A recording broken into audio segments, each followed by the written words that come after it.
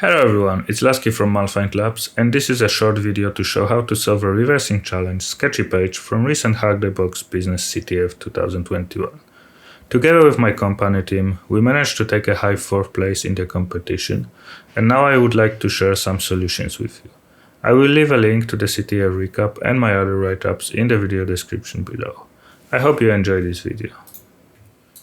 Well, so the Sketchy Page challenge description is: the CEO of our company recently complained to us that the website sent from our department causes crashes in their favorite browser. After further inspections, we found out that we actually never sent the link and suspect a targeted attack.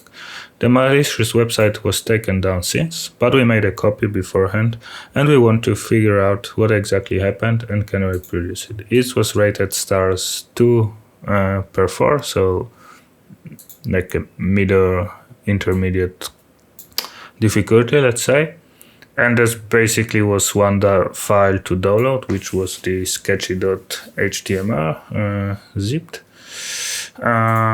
So let's see. This is the zip file we received from the challenge. Let's go here.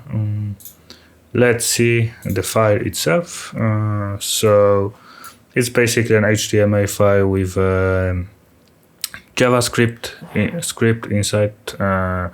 We have some EA emulate EE8 tag. It can tell us that it will target probably the emulation mode of Internet Explorer 8. We have a language JScript compact, which is not exactly the same that JavaScript, and is relevant to the bug. And then we have some exploit code, which is a JScript code, and it's a little bit messy, so let's beautify it first.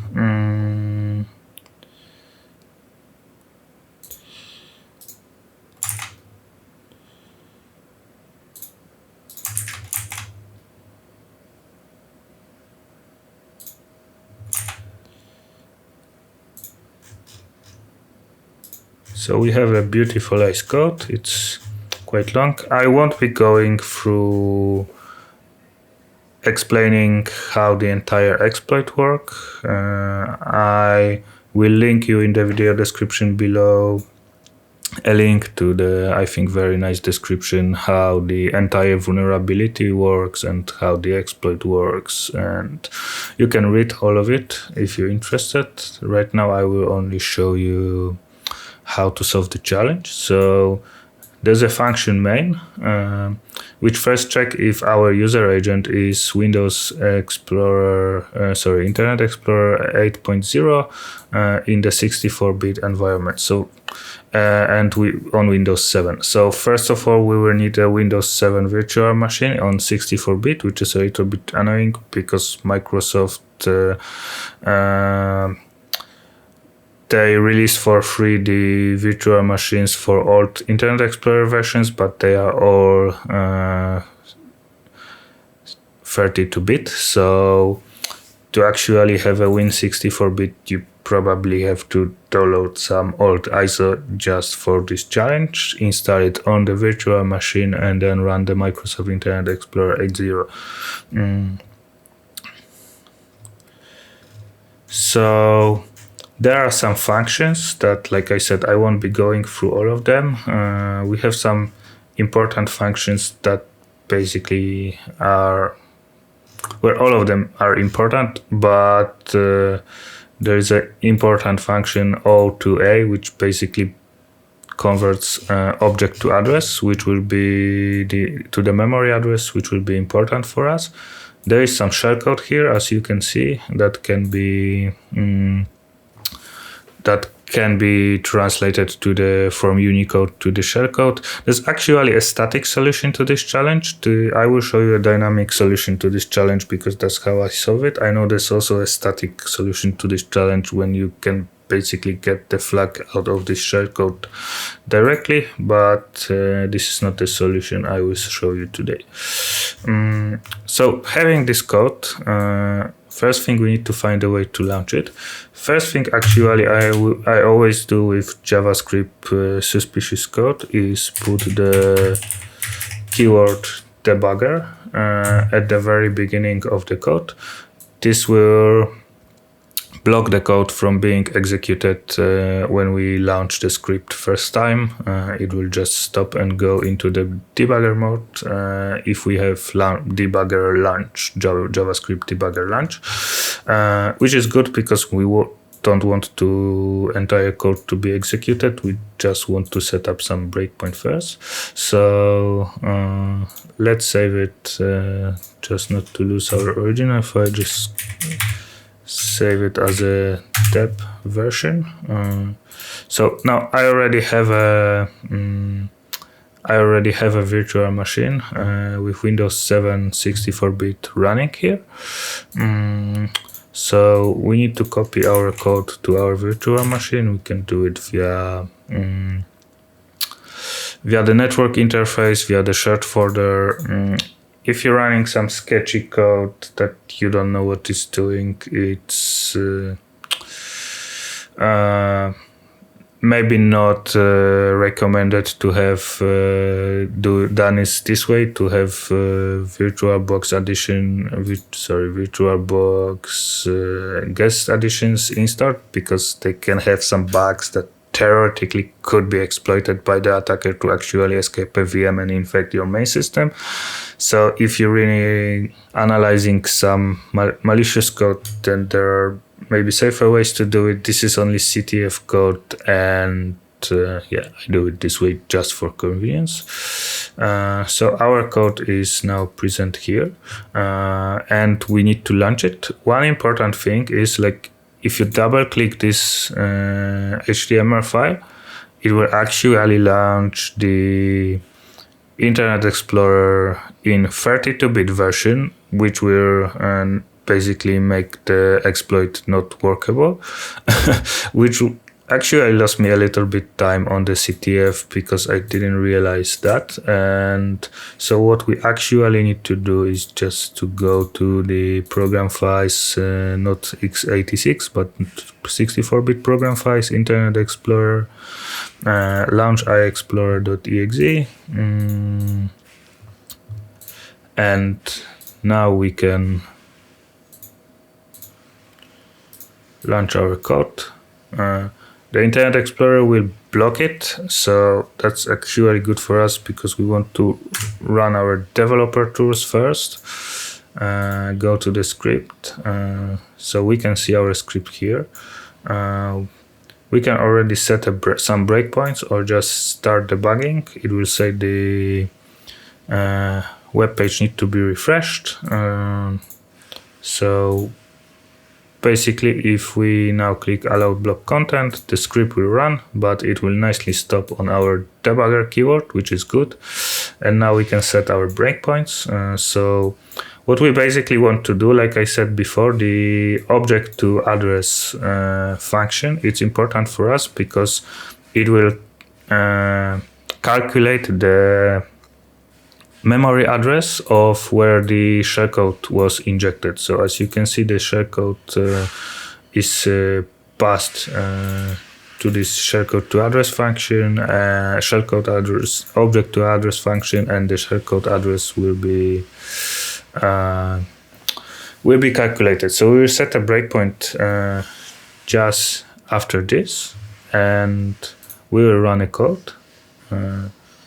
It will take a little while to run, and now it break at our breakpoint. So what we want to do is see the value of the STA function, and if we add it to watch, we can see the high and low value. So what we're interested is the low value. Actually, if there's just a low value, we can simply convert it to hex. If there's a high and low value, there's some calculation to be done to actually obtain the memory address, because that's the 32-bit and we need the 64-bit. Anyway, out of scope of this video, I just wanted to tell you this So this is in the decimal, so let's use Python or anything really you are comfortable with to find the hex value. So now we have the memory address of where the shellcode was injected. So next thing we need is x64 debugger, or basically any debugger. I use the x64 debugger. And the important part is we need to attach to attach to the Internet Explorer process, but we actually need to attach to the developer tool process and not the main process of the Internet Explorer. This wasted me so much time on the CTF because I was sure I need to debug this main process, but actually because we're debugging the code now, the entire exploit is run in the context of the developer tools. So we attach to the developer tools. We can now go to our address of the shellcode, and this is basically entry point of our shellcode. So we can set a breakpoint here. And now if we run our code further, you will see it stopped at the breakpoint. So it's nice. Now we can analyze the shellcode. And you can see we already have a load library and get pros address. We could see them in the code here as well, being added to the beginning of the shellcode here. So. And we have few calls here that we might want to investigate. So let's put breakpoints on all of them. Some of them we already can even see probably what they will do. And then now if we run our code, we can see that the first code is to the load library A. The second call is to the getproc address, and the function that will be resolved is virtual alloc. So that's already interesting because some memory will be allocated. We can investigate that, and that could also lead us to the flag, but I will show you the easier method. There's another call to getproc address, and it will get the address of the virtual protect function. Next call is to load library, and it will load the advanced API 42 library. And the next call is to the getproc address, and it will load the proc, the crypt acquire context A process function address. And the another one is to the getproc address, and this time it will resolve address of the crypt import key. And I think we need another breakpoint, and here is another getproc address resolving the crypt decrypt function, and this is what's actually interesting for us. So if we just step over, the address of the function will be returned from that core. We can follow this in the disassembler, set a breakpoint here. It's been already set before the video, but anyway, we can set the breakpoint here. We can run our code. We'll break here, and if we want to know, we can Google the decrypt function on the Microsoft side, and it will tell us that decrypt function decrypts data previously encrypted by using the crypt function, and it basically takes 5 arguments. And interesting argument for us is the fifth argument, which is the pointer to the data that's being decrypted. So we can see that the pointer to a buffer that contains the data to be decrypted. After the decryption, the plain text is placed into the same buffer. So that's really interesting for us. So we can see the fifth argument. Was the fifth or the fourth one? 1, 2, 3, 4, 5. The fifth one. So the fifth argument is here, and we can follow this in our dump here. And What we now need to do is basically click execute till return, so the decrypt function will execute. And you can see our context, our memory change here, and we can already see some strings like advanced API, get username. So evidently another stage of the shellcode has been decrypted, and there are some further functions that will be used. We can see string compare A, and just after that we should have our string, which is the flag for our challenge. So the challenge is solved. Congratulations. I hope you like this short video write-up and you learned something from it. If you have any questions or comments, please leave them under the video. And I wish you all a pleasant day. Goodbye and see you in the next video.